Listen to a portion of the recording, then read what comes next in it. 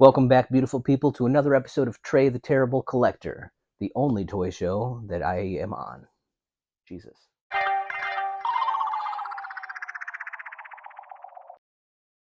My friends, we are going to be unboxing the fourth wave of X-Force toys today from the Uncanny X-Men toy line from the early 90s. This one has a mixed bag of characters, some really cool, some interesting and dynamic toys. We're also going to be playing a little bit fast and loose with the ones we actually open. On the back of our first toy, which is going to be Warpath, it lists 6 characters. One of them is Killspree.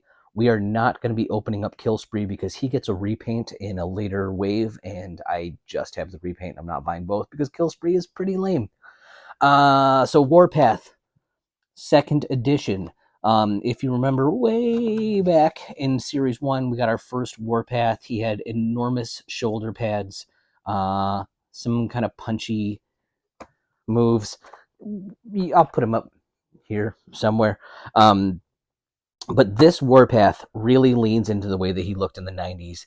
They beefed him all the way up. Like he looks like a Hulk-esque character. Really big, no longer sporting machine guns. So let's go ahead and rip into this and see what we've got.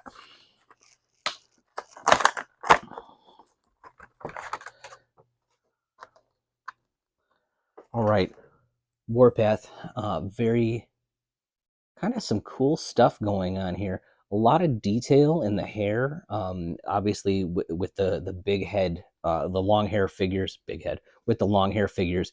The head doesn't move; it's like attached to the sculpt from the torso. But it looks pretty cool. He does have full articulation. Other than that, and I think the idea here, he feels a little springy. Oh yeah, when he punches, when you swing him, he does like a little punchy move. The detail in this is pretty cool. He's got like some really vascular muscles. The tassels on his little boots. He's got a little talisman kind of hanging from his chest. Pretty cool looking. It looks like they took some of the things that were going wrong with the first figure and really cleaned it up, made it look pretty nice. Good looking figure. Realistically, if they took this and repainted it, it could be Doc Samson too. So like that's pretty sweet little job there. No accessories, however, to speak of. Just not a single thing, which is really weird for the X-Force line. Next up, we have X-Treme. So Adam X, the man known as X-Treme, knows little of his past or history. The 90s X-Force characters had a lot of characters like this who just had mysterious pasts because they were just throwing characters at the wall to see what stuck. I believe initially he was intended to be the third Summers brother, but because he didn't make a lot of sense and didn't work as a character, they nixed that and eventually made him Vulcan. So Adam X-Treme wanders the globe searching for secrets of his past, and he's a supremely skilled warrior with the disturbing mutant ability to ignite the electrolytes in an enemy's bloodstream. I don't know what that means. It sounds like he lights his enemy's blood on fire, which is probably the single most terrifying mutant power I've ever heard of. Let's get him out of here. He looks very Rob Liefeld. Like, just, he looks like a 90s idea of what cool things would look like. Like, he's got this little top knot and a super pointy goatee.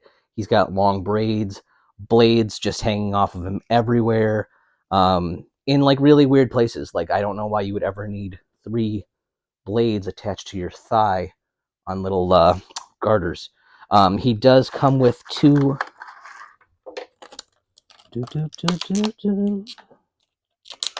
little axes, and I believe lift and release. Yeah, so he's got full articulation other than the hair, and then he's got this kind of move where I think he's supposed to throw him. Huh. Awesome. He also has little sheaths, holsters, whatever you want to call them, in the back where the axes slide in. I like that. Like that's always a cool touch when they have the place for the weapons to go when they're not in use. Um, he's he's whatever. Um, this character is another example of them throwing stuff at a wall and see what sticks. This is Commcast. Commcast is a technological wizard that lets his keyboard do his fighting for him. Now, if that is your tagline, like if that's how you're introducing the character, why on earth would he be somebody that they made a figure of? I don't recall ever reading a single comic with Commcast. He seems to be very much like a Oracle or calculator kind of esque character, where he's more behind the scenes. He is pretty cool looking though. The black and silver look really nice together. He has a hoverboard, and his boots are like super weird, like almost like Spawn, where they just kind of like go down to the feet. He's got these little antennae, and he comes with a pretty standard looking pistol, and it has a holster right here. Maybe. Let's see if it works. Yeah, cool. Slots right in. Honestly, like I don't know why they made this figure, but he's cool looking. Like the details on his face are really good. Um, the stark contrast of that like black and silver looks really nice, and the accessory of the hoverboard is very interesting. It also makes it so he can stand up even though he's leaning way back. Now this one is probably my second favorite of this bunch. This is Slayback. Slayback was a Weapon X reject. He featured in the Deadpool miniseries, and not really much else. Like anytime you needed a C tier villain who was going to die quickly or like have join a team as careful there, cannon fodder, he would show up. But he was frequently featured in the trading card sets, which I had all of, and he just artistically looked really cool. He looks like a zombie, like very much dead and turn your head, buddy. There you go. Very much decomposed, and his arms are like they pop back and then they extend. Not very far, not as far as I remember them extending as a kid. But he looks like I don't know, like a cybernetic zombie kind of a situation, kind of like a cross between Deathlock and I don't know, macaroni and cheese. I don't know. I don't care. I think he looks dope. The feature on him is that you lock his arms back in place, and then you give him a boop.